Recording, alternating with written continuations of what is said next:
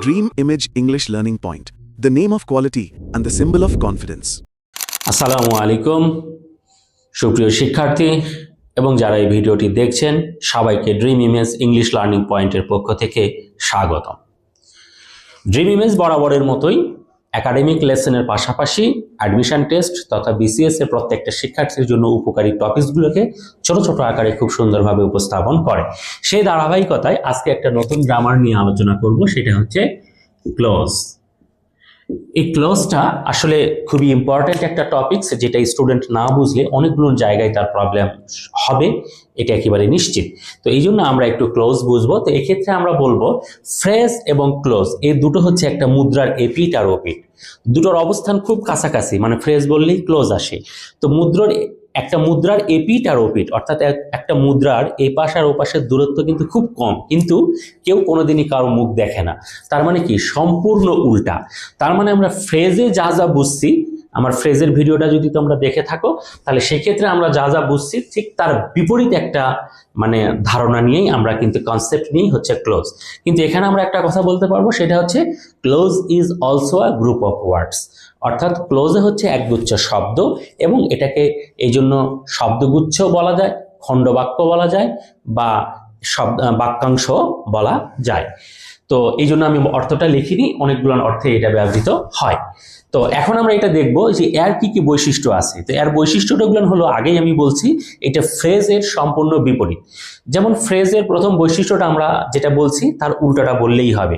ফ্রেজে আমরা বলছি যে ক্লোজ ফ্রেজ অনেকগুলো শব্দ নিয়ে তৈরি, সেখানে কি একটি মাত্র অর্থ প্রকাশ করে। এখানে আমরা বলবো ক্লোজ অনেকগুলো শব্দ নিয়ে তৈরি এবং প্রত্যেকটা শব্দই আলাদা আলাদা অর্থ বহন করে। 2 নম্বর বৈশিষ্ট্য ফ্রেজে বলছি যে ফ্রেজ অনেকগুলো শব্দ দিয়ে তৈরি, সেটি একটি মাত্র পার্টস অফ স্পিচ হিসাবে ব্যবহৃত হয়। কিন্তু ক্লোজে বলবো ক্লোজ অনেকগুলো শব্দগুচ্ছ নিয়ে তৈরি, প্রত্যেকটা শব্দই আলাদা আলাদা পার্টস অফ স্পিচ হিসাবে বাক্যে ব্যবহৃত হয়। সর্বশেষ বৈশিষ্ট্যটা ফ্রেজে বলছি যে অনেকগুলো শব্দ দিয়ে তৈরি, সেখানে কোনো সাবজেক্ট ও ফাইনাইট ভার্ব থাকে না। এখানে আমরা বলবো ক্লোজ অনেকগুলো শব্দগুচ্ছ নিয়ে তৈরি, কিন্তু সেখানে অবশ্যই সাবজেক্ট ও ফাইনাইট ভার্ব থাকে। কখনো কখনো সাবজেক্ট উজ্জ্ব থাকে, কিন্তু ফাইনাইট ভার্বটা মাস্ট থাকবেই। আমরা এখন একটা এক্সাম্পলের মাধ্যমে এটা একটু বোঝার চেষ্টা করি। Since the girl is little, she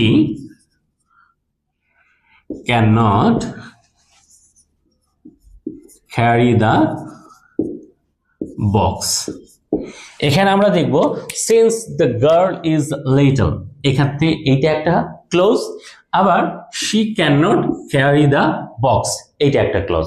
দুটো ক্লোজ আলাদা, এবং আমরা যদি একটু এখানে বিশ্লেষণ করি, মানে যদি একটু অবজারভেশন করি বা অ্যানালাইসিস করি, আমরা দেখব since আলাদা পার্টস অফ স্পিচ আলাদা অর্থ, দ্য গার্ল আলাদা পার্টস অফ স্পিচ আলাদা অর্থ, ভার্ব আলাদা পার্টস অফ স্পিচ আলাদা অর্থ, লিটল আলাদা পার্টস অফ স্পিচ আলাদা অর্থ। অর্থাৎ এই গ্রুপ অফ ওয়ার্ডস বা ক্লোজটাতে প্রত্যেকটা শব্দই আলাদা আলাদা অর্থ হিসাবে ব্যবহার হচ্ছে এবং আলাদা আলাদা পার্টস অফ স্পিচ হিসাবেও বাক্যে ব্যবহৃত হচ্ছে।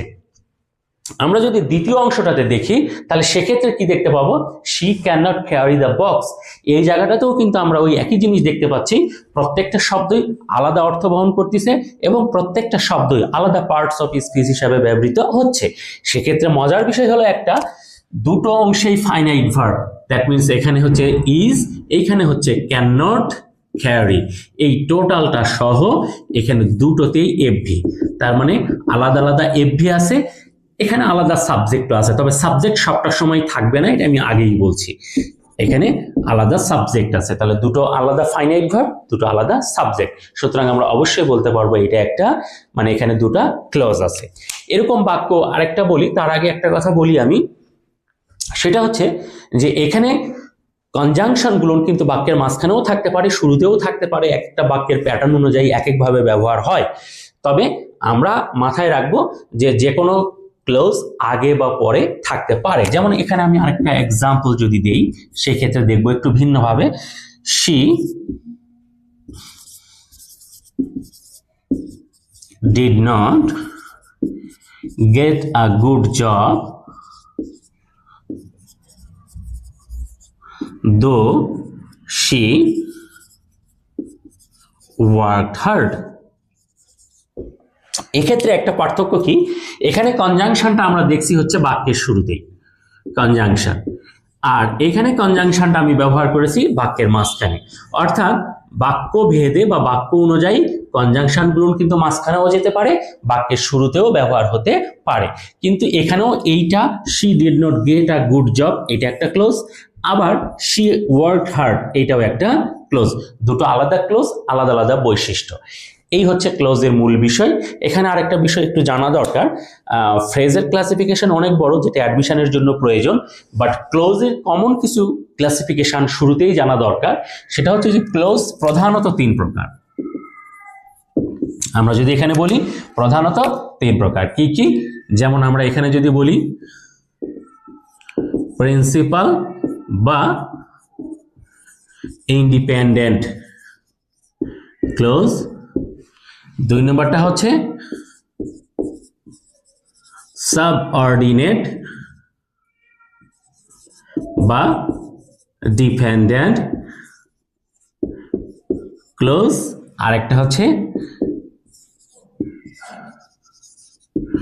কোঅর্ডিনেট বা কোঅর্ডিনেটিং ক্লোজ। এই 3টা। তো ইনশাল্লাহ এগুলোরও ক্লাসিফিকেশনেরও আবার অনেকগুলো ভাগ আছে।